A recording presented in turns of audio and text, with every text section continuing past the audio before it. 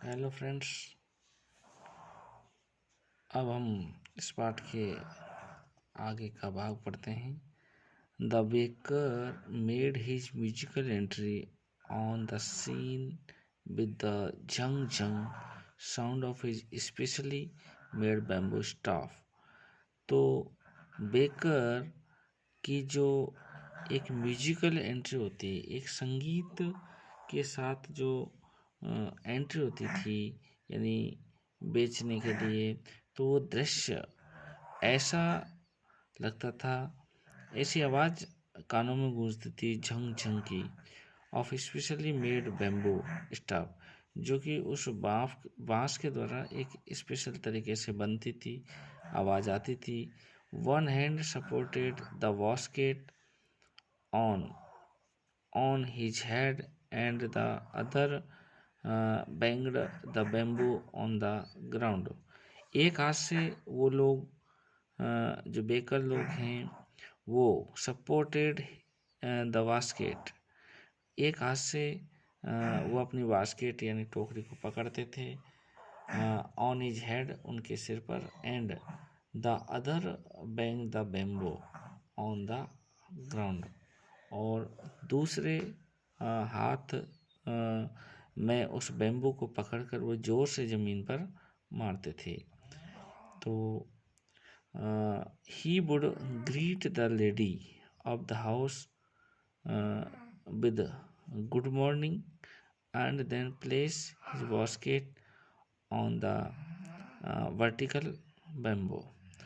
तो he would greet the lady of the house, तो जो घर की जो महिलाएं हैं, गृहिणी हैं, वो उनको जब वो मिलते, या वो जब मिलती तो वो उनसे गुड मॉर्निंग बोलते, एंड देन, और तब, प्लेस हिज बास्केट, और उसकी जो टोकरी है उसको रख देते थे ऑन द वर्टिकल बैम्बू, एक आड़ा तिरछा बैम्बू बिछा करके उसके ऊपर उस टोकरी को रख देते थे।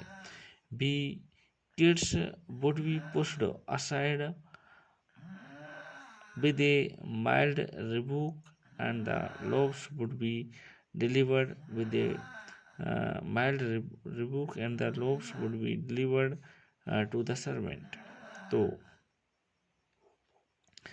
तो जो किड्स हैं, जो बी किड्स, हम जो बच्चे लोग हैं, वुड बी पुश्ड असाइड, तो हम बच्चे लोगों को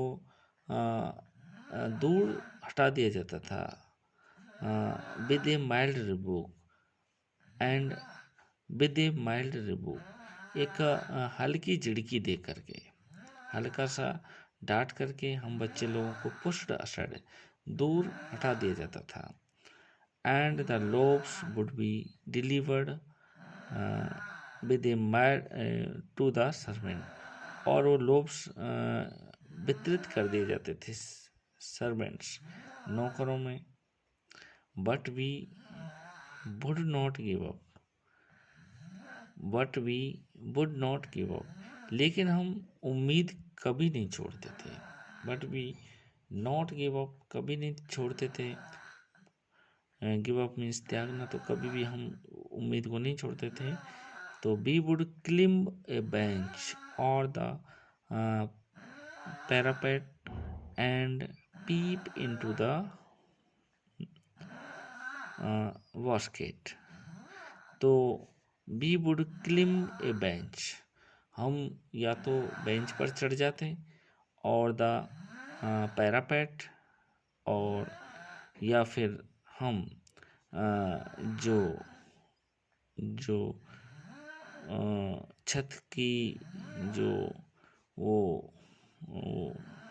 दीवारें हैं, मंगडोड़ियाँ हैं, उनसे देखते, and peep into the basket, और हम उस टोकरी में झांकने की कोशिश करते जिसमें पाव रखे होते थे। समहाउ, यानी किसी भी तरह, I can still recall the typical basket, तो किसी भी तरह हम लोग I can still recall the typical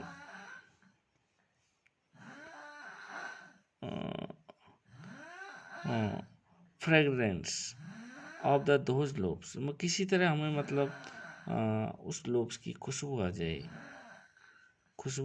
जाए, लोब्स फॉर द एल्डर्स, बड़ों के लिए loaves, and the bangles for the children, और बच्चों के लिए बेंगल्स होते थे। Then we did not even care to brush our teeth और वॉश आवर माउथ प्रॉपरली। तो then we did not even care to brush, तो तब हम सावधानी से ब्रश भी नहीं करते थे अपने दांतों की, और वॉश आवर माउथ, और ना ही हमारे मुंह को धोते थे प्रॉपरली, ठीक तरीके से।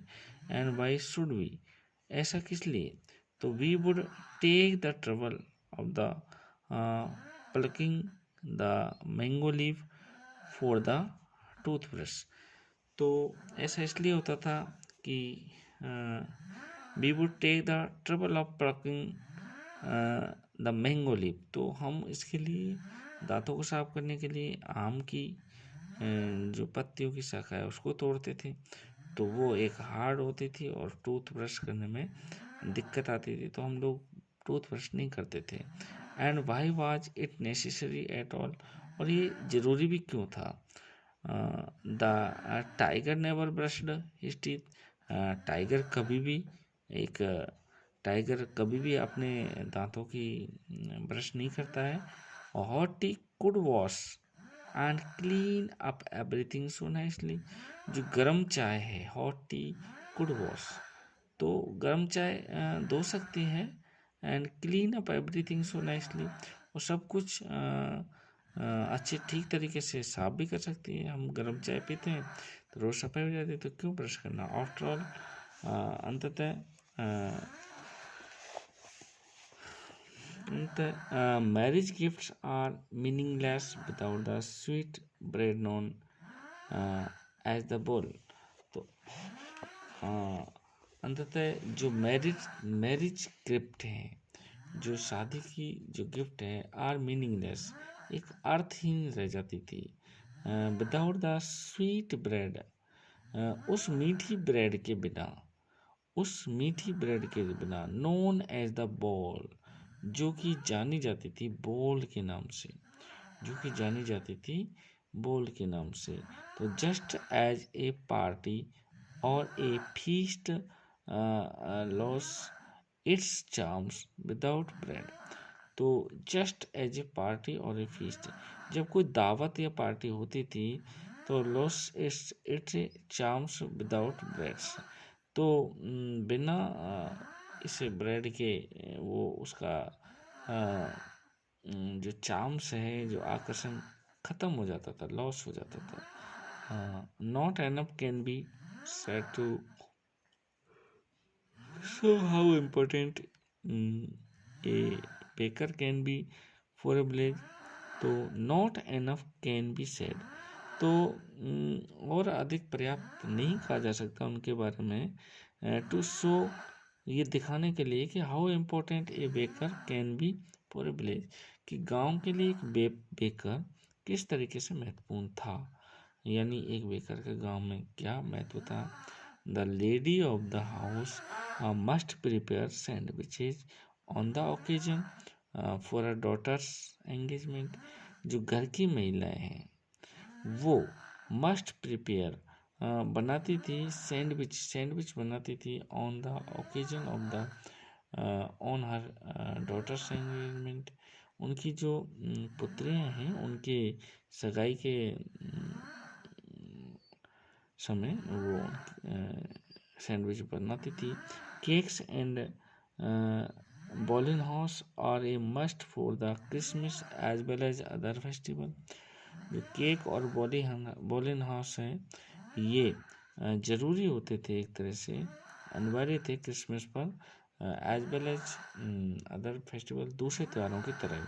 दस the presence of the baker furnace in the village is absolutely essential, तो इस प्रकार ये कहा जा सकता है the presence of the baker furnace in the village, जो गांव के अंदर जो बेकार लोगों की भट्टियाँ हैं उनकी जो उपस्थिति है इज एब्सोल्युटली एसेंशियल, वो मतलब बिल्कुल आवश्यक थी, यानी बिल्कुल एब्सोल्युटली ज़रूरी थी। धन्यवाद दोस्तों। आगे का पार्ट हम अगले पार्ट में पूरा करेंगे।